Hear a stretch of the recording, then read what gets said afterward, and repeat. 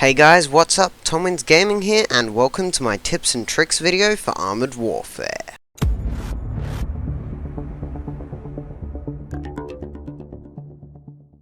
Once you have downloaded and installed Armoured Warfare, the most important thing to do is to choose the right server, your choices being that of the North American region or that of the European region. If you do not reside in either of these countries or regions, use the map on the screen to find the server that is closest to you. Once you have chosen a server and logged in, the next step is to choose a username. I have gone with that of D357R0Y3R. You can choose any username you want as long as it abides by the rules laid out on the page. Once you have selected your server and chosen a username, then the fun stuff begins. By now you will have loaded into your garage, which will probably look something like this. Going counterclockwise from the middle right hand side of your screen, you will find your tank and armor values, your current boosts, your notifications, your global chat, friend and group list, battalion info, statistics or dossier, your base, your mission battle button, your PVP battle button, your dealer interface, your tank upgrade interface, and your garage. Later on in this video, we will be coming back to what all of these buttons do. The next thing we will move on to is the tutorial. The tutorial is accessed by clicking on the PVE battle mode and then clicking on Start Initiation. The tutorial will proceed to show you how to play Armoured Warfare. Once you have completed the tutorial, the standard missions will become available. You can access these by clicking on PVE at the top of the screen and then selecting your difficulty. PvE missions will give you the same reputation earnings that PvP will, except PvE you can do a lot more damage and therefore get more reputation. Credits, on the other hand, are a completely different story. In PvP you will get a credit multiplier of whatever tier the battle is, so for example in a tier 6 battle you will get a multiplier of 6, whereas in PvE you will get approximately 2/5 the credits for doing twice as good. In Armoured Warfare there are 4 currencies: gold, credits, reputation, and free reputation. Free reputation and reputation are almost the same, except free reputation can be used on any tank, whilst reputation can only be used on the tank it was earned on. You can earn credits, reputation, and free reputation by playing battles. Gold has to be purchased with real money on the official Armoured Warfare website. Credits can also be earned by getting achievements that you'll find listed here. For different stages you will receive different rewards. For example, for getting Tank Collector level 5, which has owned 40 vehicles, you will receive 100,000 credit. Credits can be used for unlocking tanks, purchasing retrofits, purchasing consumables, and purchasing ammunition, whilst reputation is used to unlock modules and retrofits on tanks, as well as portraits, titles, credit packages, and then finally unlocking the next tank. Gold can be used to purchase tanks, such as the premium ones you'll find on the side of both dealer trees, as well as unlocking battle hardened status on tanks. Battle hardened can be achieved once your tank has researched proven status, and then can be purchased with a fraction the standard cost of a premium tank of that tier. It will not give you as much credits and reputations as a premium tank, but it will still earn you a fairly large amount of reputation and credits, more than you would usually. When you start in Armoured Warfare, you will have the M113 researched, as well as the PT-76. Off these vehicles, if you had played World of Tanks before, you would understand that it works. You research all the modules on the tank, you research the next tanks. But to research the next tank, all you have to do is max out the first tank, and you can see how much that will cost by hovering over this bar here, unless, of course, you have maxed it out already. That's how you get from Tier 1 to Tier 2. from Tier 2 to Tier 3 is not something you'll be used to if you've played a game like World of Tanks before. Instead of researching the Tier 3s, you have to unlock them. How to unlock them, as you can see, for each section is listed here. For the Leopard variant main battle tanks, you have to, in battle, do 7,920 damage to enemy vehicles where your vehicle's health is greater than 50%, and it must be with Sophie's vehicles. Or, in missions, you can do 31,700 with the same qualifiers. You can look through all of these different blocks to see what the different research qualifications are.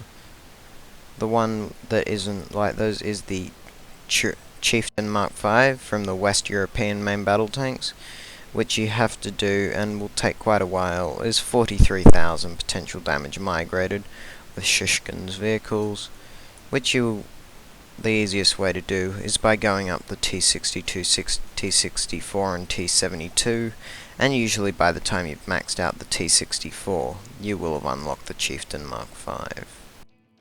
Once you have researched the Tier 3s, it's back to the standard you used to of maxing out a tank to unlock the next one.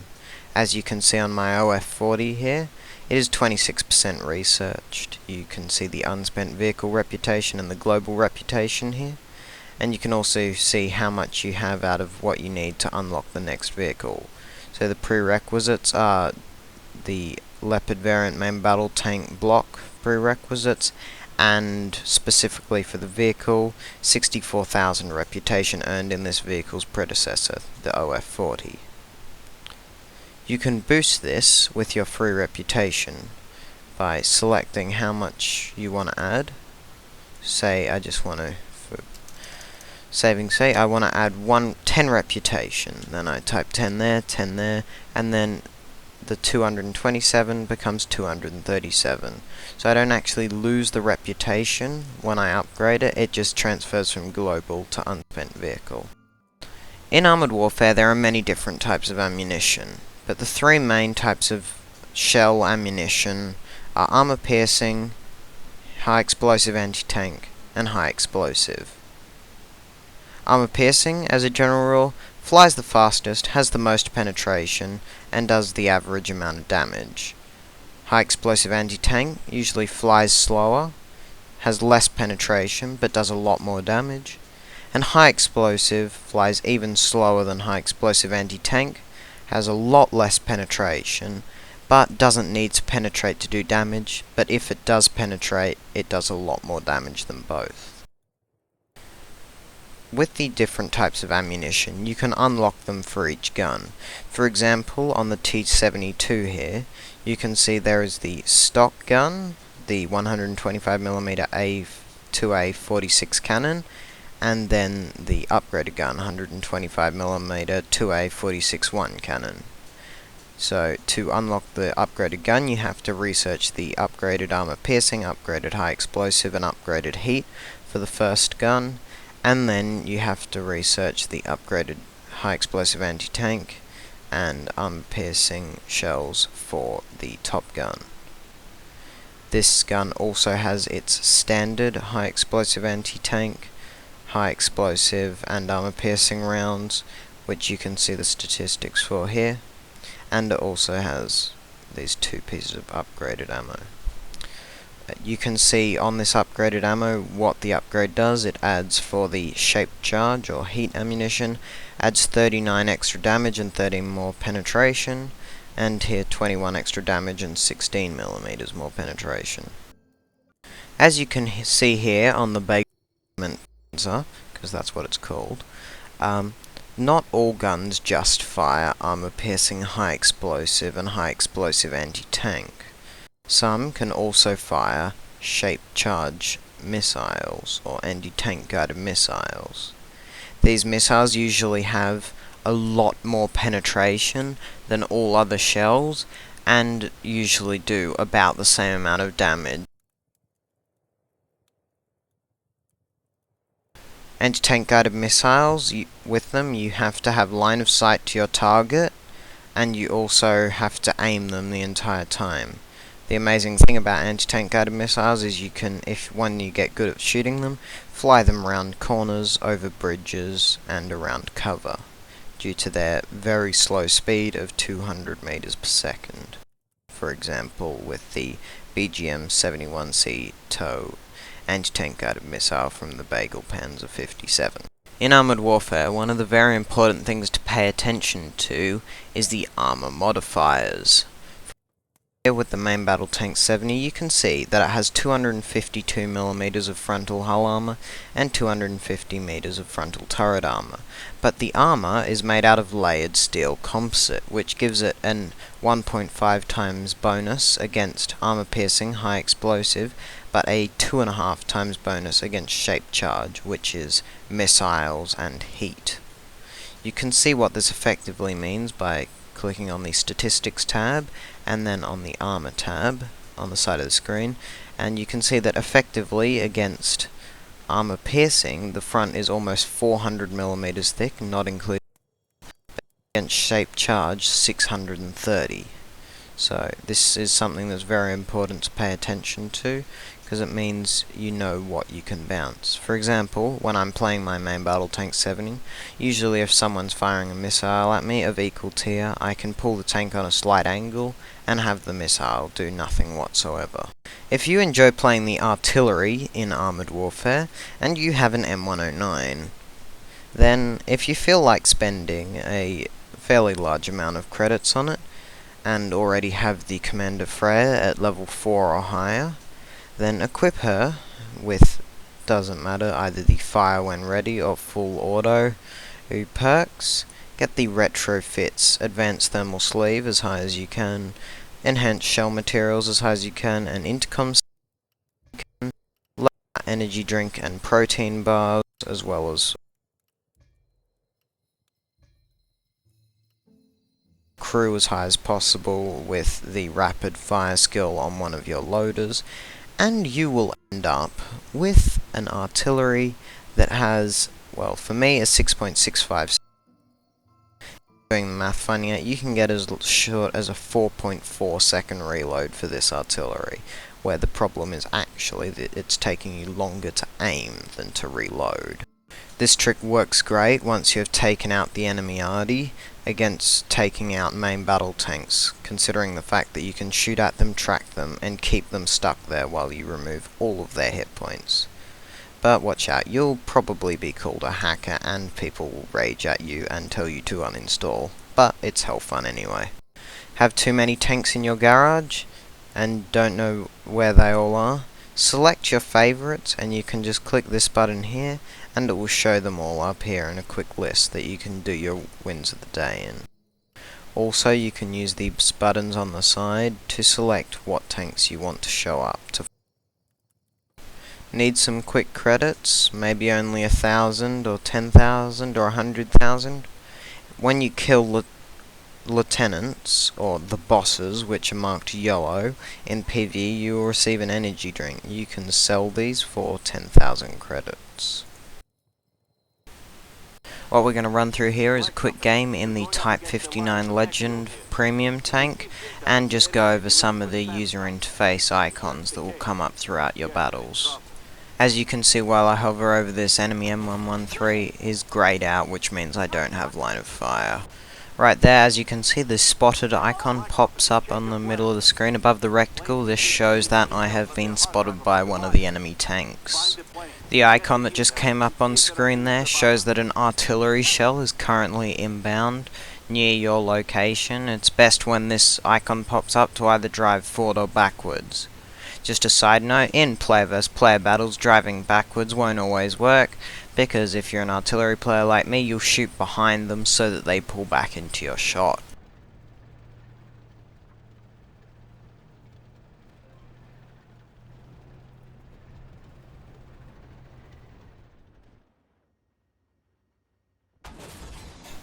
What I just took a shot at them was one of the enemy SAM sites. This was one of the conditions for the secondary objective, to destroy all three of these. Their locations are marked on the minimap by a light blue square.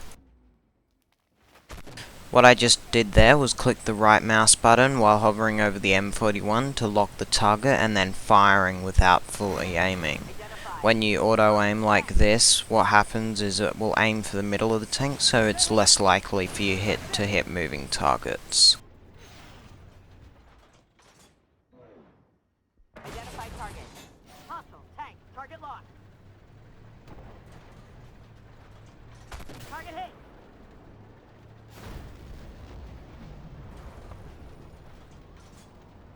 Careful in there. The Lions of Neckwheel. When I got shot, like I just did then, you will see a red marker on your reticle which will move as you move your point of view to show where the shot came from. This is useful for blind firing at enemy tank destroyers or any enemy tank that you do not currently have spotted. If the shot that hits you does not penetrate, instead of being red, the marker will be grey.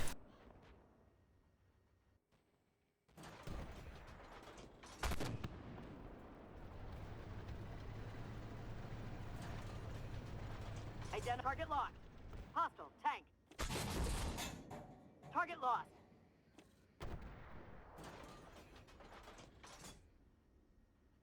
Good hit. Identify target. Hostile tank. Good hit.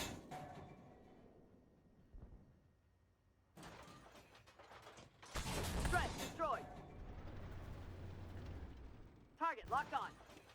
Identify target. When a target is spotted, a white arrow will go pointing in their direction around your reticle, and then when you see this, it's always a good idea to check your minimap so that you know where the target is. If you're wondering about any of the other things that come up on screen, you can press F1 and that will show you all the controls and also all the different markings on the user interface and what they mean. Ammo up. Penetrated.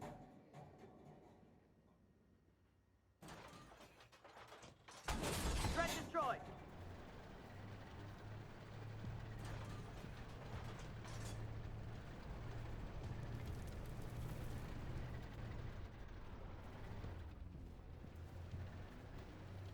Good work. You've cleared the skies for us.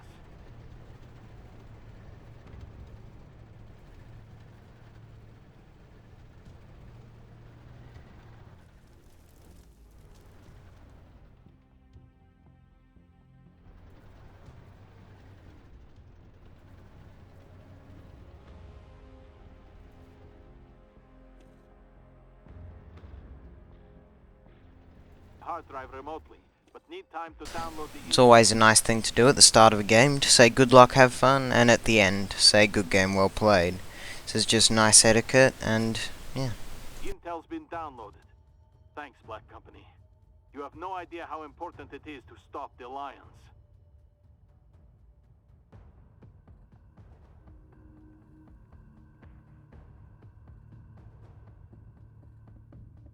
So, you know what I said about abusing the M109? Well, here it is. 6.5 second reload on an artillery.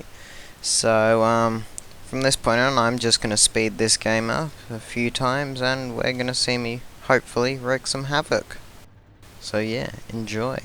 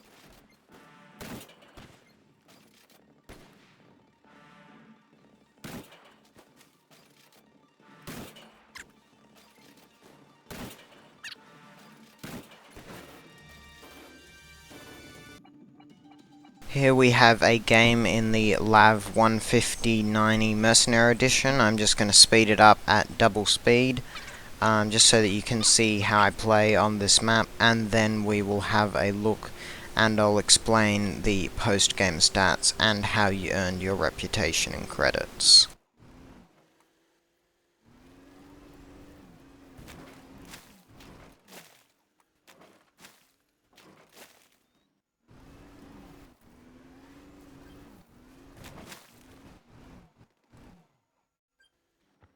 You can press the left control button on your keyboard to get the mouse to show up. You can use this to hover over the power-ups on your around your tank panel to see what they do. You can use it to right-click on players to report them or add them as friends. So yeah, that's just another quick tip.